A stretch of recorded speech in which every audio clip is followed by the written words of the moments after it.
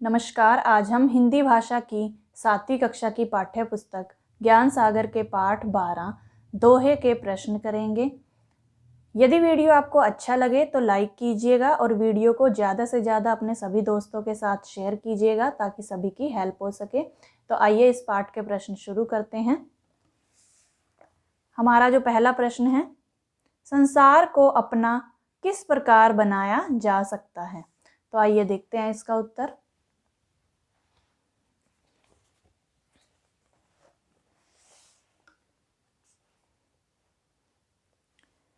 अपने मीठे वचनों से हम संसार को अपना बना सकते हैं।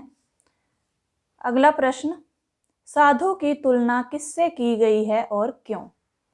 तो उत्तर है, साधु की तुलना सूप से की गई है, क्योंकि जिस प्रकार सूप अच्छी चीज़ों को अपने अंदर समाहित कर लेता है और व्यर्थ की चीज़ों को बाहर निकाल फेंकता है, वैसे ही साधु भी अपने मन में केवल अच्छी चीज़ों को ही जगह देते हैं और बुरी चीज़ों को अपने मन से कोसों दूर रखते हैं। यहाँ पर सूप से अर्थ है जिससे गेहूँ या चावल जो है, जिसको गेहूँ चावल को साफ किया जाता है, जिस पर रख के भूसे को अलग कर दिया जाता है और हमें साफ गेहूँ या चावल मिलते हैं। अगला प्रश्न है, दूसरों की भलाई करने वाले ही बड़े लोग होते हैं। रहीम जी ने कौन सा उदाहरण देकर यह बात बताई है? तो इसका उत्तर है, रहीम जी ने श्री कृष्ण और सुदामा का रमणीक वर्णन करते हुए कहा है कि श्री कृष्ण ने अपने दरिद्र मित्र सुदामा को अपार धन व सम्मान देकर उसकी दरिद्रता सदा के लिए दूर कर दी। श्री कृष्ण और सुदामा के इस उदाहरण द्वारा यह बात बताई है कि दूसरों की भलाई करने वाले ही वास्तव में बड़े लोग होते हैं। अगला प्रश्न, अपनी सामर्थ्य के अनुसार कार्य करने से क्या लाभ होता है? तो उत्तर है, अपनी सामर्थ्य के अनुसार काम करने से हमें लज्जित नहीं होना पड़ता और हमें हमारे कार्य में सफलता मिलती है और न ही हम कभी भी गलत मार्ग का अनुसरण करते हैं। अगला प्रश्न है, पाठ के आधार पर नीचे कुछ कथन दिए गए हैं। सही कथनों के सामने सही का और गलत के सामने गलत का निशान लगाइए। जब कोई इच्छा होती है तो चिंता भी लगी रहती है।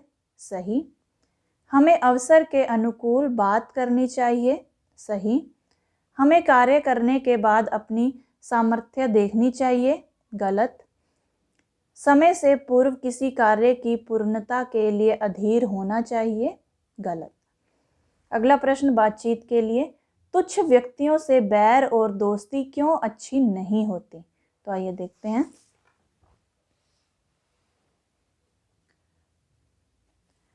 तुच्छ व्यक्तियों से बैर और दोस्ती अच्छी नहीं होती, क्योंकि ऐसे व्यक्ति अपनी तुच्छ व छोटी मानसिकता के कारण कभी भी हमारे लिए संकट पैदा कर सकते हैं। इसलिए हमें ऐसे व्यक्तियों से दूरी बनाए रखनी चाहिए। रहीम जी ने कुत्ते के उदाहरण द्वारा यह बताया है कि कुत्ते के काटने व चाटने दोनों से संक्रमित होने का खतरा बना रहता है। अगला प्रश्न, रहीम ने शाहों के शाह की किन किन विशेषताओं को उजागर किया है? तो उत्तर है, रहीम ने शाहों के शाह शहंशाह के बेफिक्र होने की अदा और चीज़ों को न बटोरने की इच्छा जैसे विशेष गुणों को उजागर किया है। अगला प्रश्न, अवसर के अनुसार बात ना करने के क्या परिणाम हो सकते हैं? तो उत्तर है, अवसर के अनुसार बात ना करने से हमारी सही बात भी गलत लगती है, चाहे हम अपनी बात समझाने की कितनी भी कोशिश क्यों ना कर लें, पर बिना अवसर के वह बात सामने वाले को अप्रिय ही लगेगी। अगला प्रश्न, समय से ही सब कार्य होते हैं, इस बात को समझाने के लिए आप कौन से उदाहरण देना चाहेंगे? उत्तर है समय से ही सब कार्य होते हैं। इस बात को समझाने के लिए मैं परिपक्वता का उदाहरण देना चाहूँगी। जैसे यदि कोई बच्चा साइकिल चलाना सीखना चाहता है, लेकिन वह साइकिल चलाना तब तक नहीं सीख पाएगा जब तक वह साइकिल चलाने के लिए परिपक्व नहीं होगा, अर्थात तैयार नहीं होगा।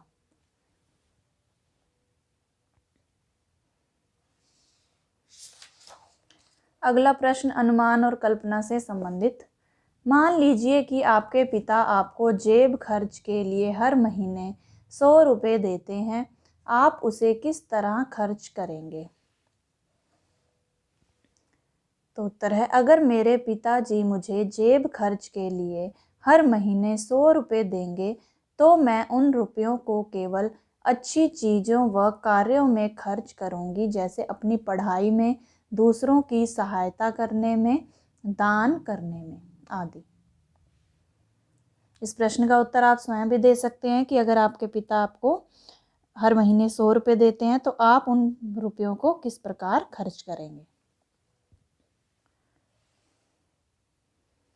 अगला प्रश्न, बाजार से सब्जी खरीदते समय, स्कूल की फीस भरते हुए, नाटक की तैयारी करते समय कौन कौन सी बातें करना अवसर के अनुकूल नहीं होगी? हर स्थिति के लिए दो दो बातें बताइए। तो देखते हैं इसका उत्तर। बाजार से सब्जी खरीदते समय फर्नीचर का भाव पूछना या अपने मित्रों के विषय में पूछना। और स्कूल की फीस भरते हुए रेलवे टिकट के बारे में पूछना या डकैती के बारे में पूछना या बात करना अनुचित होगा। नाटक की तैयारी करते समय सिलाई बुनाई या राजनीति की बातें करना अनुचित होगा। अब अगला प्रश्न है हमारा भाषा की बात से संबंधित।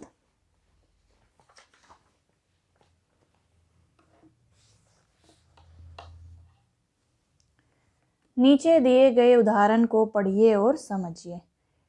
कागा काको धन हरे कोयल काको देत, चाह गई चिंता मिटी मनुआ बेपरवाह। उपर्युक्त उदाहरणों की पहली पंक्ति में क वर्ण का प्रयोग कई बार हुआ है। ये देखिए, कागा काको कोयल काको, इनमें क वर्ण का प्रयोग बार बार हुआ है। और दूसरी में च का प्रयोग, जैसे चाह चिंता, इसमें च का प्रयोग हुआ है। इस प्रकार बार बार एक ध्वनि के आने से भाषा की सुंदरता बढ़ जाती है। यहाँ अनुप्रास अलंकार है। अब प्रश्न 2 है, नीचे दी गई पंक्तियों में से ऐसे शब्दों को छांटिए जिनके प्रारंभ में किसी एक वर्ण की आवृत्ति हुई हो, साथ ही यह भी बताइए कि किस वर्ण की आवृत्ति हुई है। साधु ऐसा चाहिए जैसा सूप सुभाए। अब इसमें सूप सुभाए, सूप सुभाए में सवर्ण की आवृत्ति हुई है। कारज धीरे होतु है काहे होत अधीर। अब होतु है में ह वर्ण की आवृत्ति हुई है। वैसे अगर देखा जाए तो कारज काहे में भी क वर्ण की आवृत्ति हुई है। ठीक है। नीकी पे फीकी लगे बिन अवसर की बात, यहाँ पर नीकी फीकी में क वर्ण की आवृत्ति हुई है। प्रश्न 3, नीचे दिए गए शब्दों के हिंदी रूप लिखिए। काको किसका, बिचारी विचार, सुभाए स्वभाव, कछु कुछ, कारज कार्य, सा शाह, सुनाए सुनाना। तो ये इन शब्दों के हिंदी रूप हैं। ठीक है। अब अगला प्रश्न जीवन मूल्य से संबंधित। अपने जीवन की किसी ऐसी घटना का उल्लेख कीजिए जब आपके मधुर व्यवहार के कारण आपकी प्रशंसा हुई हो। तो आइए देखते हैं उत्तर। एक बार मेरे किसी मित्र को पढ़ाई में मेरी सहायता चाहिए थी, तब मैंने अच्छे ढंग से उसकी पढ़ाई में सहायता की। तब मेरे सभी शिक्षकों ने मेरे इस मधुर व्यवहार के कारण मेरी कक्षा में प्रशंसा की। जब अगला प्रश्न बनता है, जब आपके कटु व्यवहार के कारण आपको अप्रिय स्थिति का सामना करना पड़ा हो। एक बार हमारे घर कुछ मेहमान आए थे, तब मैंने अपनी माता से गुस्से में अभद्र तरीके से बात की। जब मेहमानों को इस बात की जानकारी हुई, तब मुझे अपने इस कटु व्यवहार के कारण अप्रिय स्थिति का सामना करना पड़ा। अगला प्रश्न, दूसरों की भलाई करने वाले ही वास्तव में बड़े लोग होते हैं। क्या आपको कभी किसी ज़रूरतमंद की सहायता कर खुशी का अनुभव हुआ है? कक्षा में बताइए। तो देखते हैं उत्तर। एक बार की बात है, मैं बिजली के दफ्तर में बिल भरने गई थी। तब वहाँ लाइन में मैंने देखा कि एक बुजुर्ग बड़ी ही मुश्किल से लाइन में खड़ा हो पा रहा है। मैं लाइन में दूसरे स्थान पर थी। तब मैंने अपनी जगह उस बुजुर्ग को दे दी। उन्होंने मुझे आशीष दिया। तब मुझे उनकी सहायता कर बहुत ही खुशी का अनुभव हुआ। तो ये थे पाठ 12 दोहे के प्रश्न। आशा करती हूँ सभी प्रश्न आपको अच्छे से समझ में आ गए होंगे। तो मिलते हैं अगली वीडियो में। तब तक के लिए नमस्कार।